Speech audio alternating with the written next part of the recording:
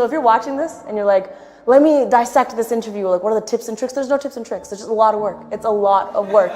It's a lot of focused work. And that's the biggest message I can drive home, is that of course there's practices and things you can do, but you need to stop making excuses. You need to put your head down and you need to make a plan, and then you need to execute the plan. I think I really want to encourage people to believe that whatever they want to be, even if it doesn't exist, is possible. And that is because my job is so unconventional and everything I wanted is so different from what I was raised to believe I could have. And if you're creative, if you mix creativity with hustling hard, any job position, anything you want to become is possible.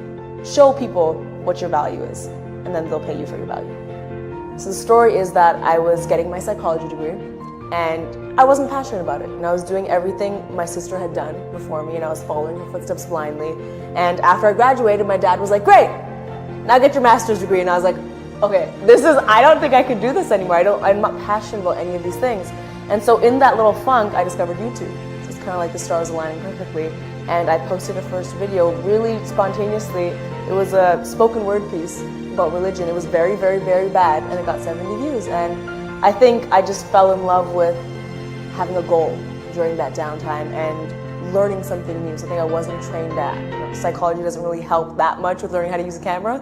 And so I had to make it up as I went along, and it was very exciting for me. People often ask me, they watch my vlogs, my second vlog channel, where I'm doing a whole bunch of stuff in a day. You know, today, for example, I already had 2 meetings. I'm gonna come here, I'm gonna go home, I'm gonna prep for a shoot. I do so many things in a day.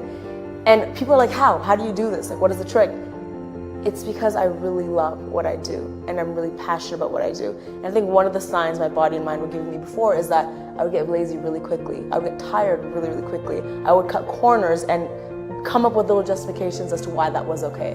Like, I would be studying for my psych stuff and being like, oh, well, like, you know, is this section really important? Probably not, you know, we'll just skim this over. I don't do that with what I'm doing right now. I'm really thorough, and I think that's a sign of doing the right thing.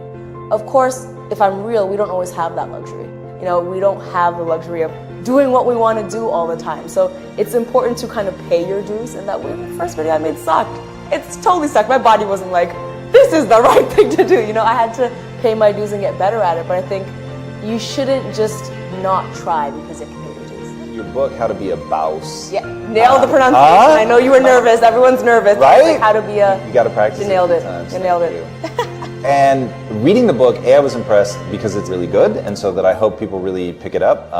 It got a lot of stuff that's incredibly usable, and there was something in it so surprising, and I wanted to ask you about it. And you said that a boss is somebody that is hurt efficiently. Yes. And I thought, whoa, what does that mean? How does one... Yeah, it's kind of another way of saying it is that there's no failures, there's lessons. I mean, that's another way of putting it. But it's just this idea of when I reflect back in my life, and I think about all the times I really became a better person or a smarter person, it's because of something that was very hurtful or painful or an unpleasant experience. And now I think very often in the future now when I'm through those experiences, that's inevitable. We're all going to get heartbroken over and over again. We're all going to deal with failures all over again. But it's how we think about those moments in that moment. So I've kind of trained my brain to allow myself to be upset when I'm heartbroken, allow myself to feel failure, but not be down in the dumps about it for too long. Not be like, oh, well, I'm worthless, or oh, well, this is just how it's meant to be and the world's against me. Getting hurt efficiently means we're hurt. How can we efficiently learn a lesson in this moment? What could I have done differently? What could I have expected differently? How could I have reacted differently? So that the next time you will be heartbroken, which you will be, it's inevitable, you're better equipped to deal with it. You can't control the environment you're in. You know, when you have a really, really bad day, you can't control the other driver that cut you off. You can't control whoever was mean to you. You can't control the fact that you missed the elevator. You can't control any of those things. You can only control yourself. So it's about being more proactive. How do you do that? Well, okay, if a driver's gonna cut you off, play some really good music so you're in a good mood. Leave 5 minutes earlier. You know what I mean? If you missed the elevator and you were late, wake up earlier. It's about doing those proactive things. And the simplest example that everyone can relate to. What's the most infuriating thing that happens to us every day? Our phone dying. Back in the day, this used to infuriate me. My phone would die and I'd have to go to a meeting and I wouldn't know where it was or where to park, and my GPS would die. You know what I did? I played Nintendo. I was like, well, I can't control the phone.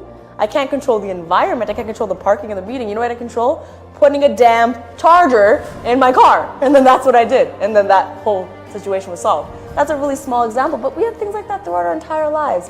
You know, not having the thing you need when you need it, or not getting somewhere on time, not having the conversation you had. There's solutions to all those things if you just take control and figure out what's in your control and stop blaming the environment.